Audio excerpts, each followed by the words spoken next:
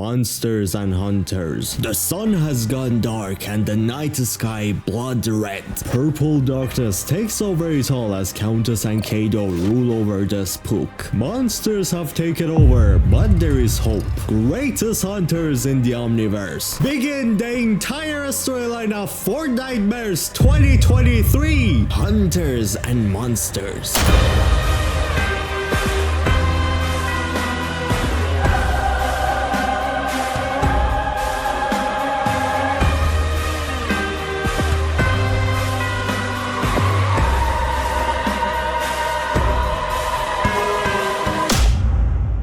Kado Thornes, the time-traveling collector, who owns rings containing darkness energy which can transform him into the most powerful vampire ever known. As the eclipse happens, a massive object in the space blocking the light of the sun in a specific location at the sky. Something out there coming towards us, as we learned in the last season, with intent. That thing and what currently is blocking the sun to me should be the cube Kado, and it's, as Optimus Prime said, coming towards us ever since the chapter 4 began. And now it cannot be the basic moon that blocks the sun, since the moon currency is much bigger than the sun. You wouldn't really even see the ring sun if it was the moon. It has to be something like the cube Kado, cause as what Dr. O'Sullivan said last season, what's coming towards us is unnatural. A moon is natural, but a cube Kado is not. It's man-made. The moon also in this update has gone full blood red. Then both the moon and the sun size have gotten much bigger than they used to be.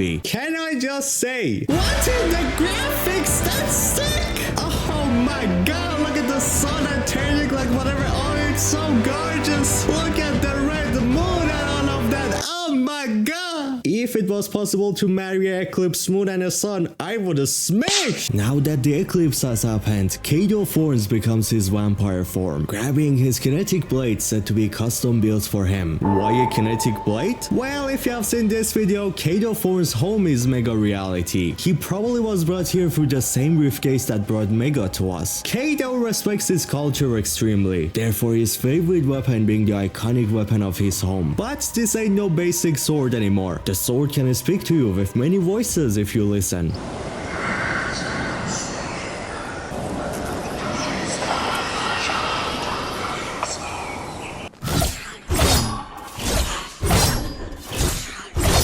This sword contains souls within it. Souls which once you damage beings with it, they will use them to heal you up, stealing life from the enemy. This sword is genuinely one of the coolest things ever, but not good enough for range attack. Cause of it, Kado, who has extremely high interest into Midas, he chooses to grab his Midas drum gun collection and uses it against the enemies at range when needed. But he's a vampire. Vampires are famous for sucky blood. My man got no mouth. How is he gonna do that? Well, Kado's vampire form doesn't even really need a mouth. He uses his wings to float and then the extreme darkness energy within him to suck out your life through this darkness energy. The exact same technique that Raz used on us as well, because they're both using darkness energies and that's why they can do such a thing. Kado is the coolest vampire ever, but also a backup for cutting off my— how dare you! But why is Kado so worried to prepare so much for fighting others? That's because of the high stakes hunters.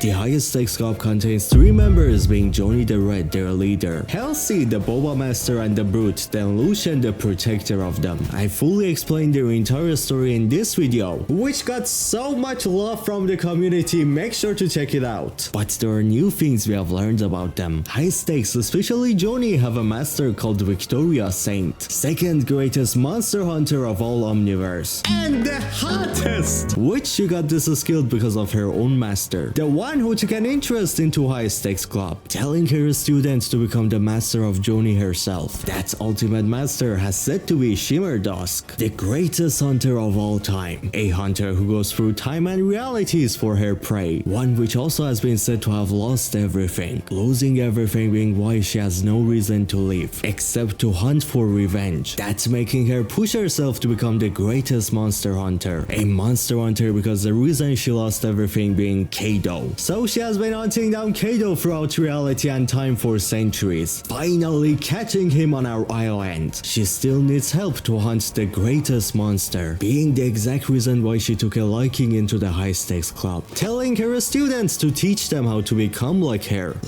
even in terms of what she went through. SHimmer Dusk believes to become the ultimate hunter, Johnny will also go through the exact same thing that she did, that's being losing everything. Her even believing that Johnny will lose the closest people to her, being Halsey and Lucian. So she prepares the group, telling Lucian and Halsey to sacrifice themselves for Johnny if needed, and for Johnny to focus on the hunt, then saving her friends when needed. Poor Lucian and Halsey, why them? Who am I gonna buy Boba from if she dies now? Please? But since SHimmer can travel time, she might have seen a horrible dark future for Johnny to say what she did. But now that Victoria has prepared the high stakes for the greatest hunt yet, she brings up a special weapon of theirs perfect for hunting monsters, especially vampires, the Stakes Shotgun. One of the coolest looking guns in this game ever. Pick gun, marry gun! The highest stakes and Victoria take the guns to hunt every monster released on the island. The monsters released seems to be from the future of our own characters. Characters from future who came to us from a shadowy realm. Shadowy realm which last season we even had a shadow ruler from it, taking over a character within the map, Umbra. Could that be the Triarch realm after taken over by darkness? Some of our characters who come from this realm being corrupted by shadows. Stone Man, now a lava stone. Fish Stick, now an expired fish. Then Peely becoming half dead with bones. Meowscles becoming a shadowy cat. I also somewhat feel like the vampire Drift skin we have is the same idea. It's what Drift will become in his dark future. About Meowscles, the name of his corrupted future form is Phantom Meowscles. Phantom is one of the two energies used for the time machine to work. If so, that to me means since Kado takes quantum and phantom energies from rifts for his machine, and this phantom energy seems to be found within the shadow realm Meow comes from, that also means the time machine uses dark magic to function. Being really interesting how every time we mess with the natural flow of the omniverse, dark magics always play a part in it.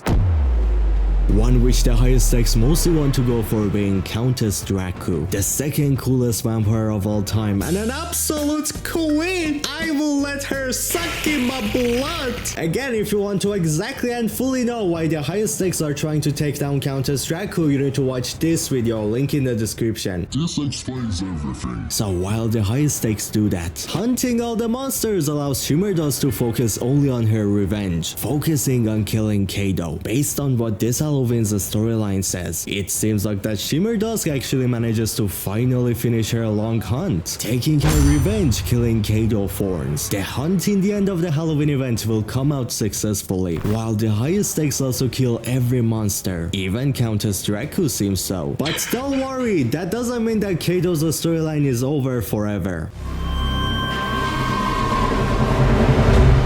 If you remember, a heist was supposed to happen because of Dr. Slone. Well, in this Halloween update, the heist team finally gets fully created by May joining in. May who? Whoa? XD? Oh my god. May is a specialist in hacking and explosives. She was kicked out of many hacking clubs and chemistry ones for going way too far. May is the inventor of these grenades, using them in the heist, and the greatest hacker, helping the team have full control on all Kado Thornes systems. Her home is Mega Reality, but because of her chaotic personality, she was actually kicked from everywhere. Fun fact, she's also a huge fan of Halsey and her boba. May is also the close friend of fish.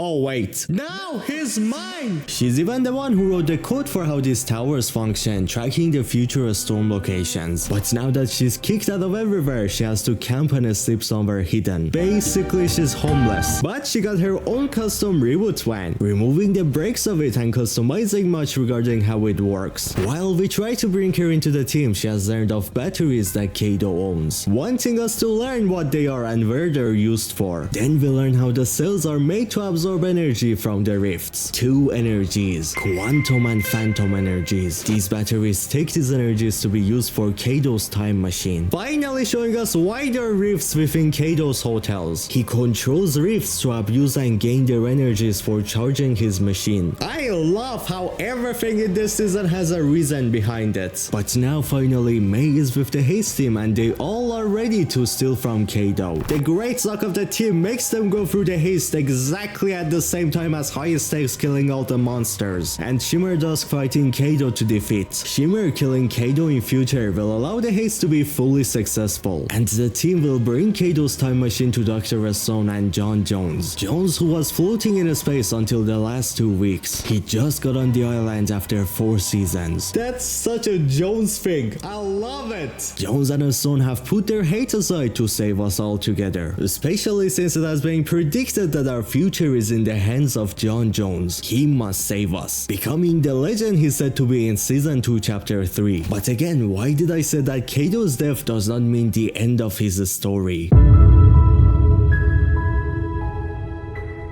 It has been said that the heist will be successful, as I said, but once the time machine is stolen, something seems to go wrong. The last time this machine was focused on by Kado Thornes is 2018, the release of Fortnite Season 5. In that season, many objects in the map got rifted around. Those same objects, many of them have been found to get dropped within the farm that the heist team and Stone are located at, taking the stolen time machine to it. But it does not end there. While going to Mega City, you can see one of the screens sometimes glitching out, showing off chapter 1 season 5 Scyan while playing the OG music. Yes, it seems like the time machine will go crazy, and it will create the biggest rift of all time, taking the entire map back into season 5 chapter 1 to the last season it was set to. 60% of the map will be chapter 1 and 40% will be chapter 4 chunks on top of it. Please Epic, I beg, make one of the 40% be Mega City. Please, I will carry Mega City on my back to chapter 1. No. So that's exactly why I said Kado's death does not matter. In the past, Kado is still alive and we're right now going into season 5, the past. So the young Kado will be alive and hopefully we will learn about his origin story since this is the past, along with the origin of probably many other characters. But going back into the past with the chapter 4 map will also complete the 5 realities finally. The 5th reality I said to be the same desert that came to us in chapter 1 season 5, and another part of it being Coliseum. Chapter 1 season 5 has the desert. Chapter 4 has the other 4 reality chunks. The 5 realities will finally be complete in the next season, thanks to Treat and Laser Gun for helping with some of the replay shots. But now I have explained everything, every detail about the time machine, or how exactly will chapter 1 map returning in the next season work, or even how time traveling into the past affects the storyline. All of that in this video on your screen.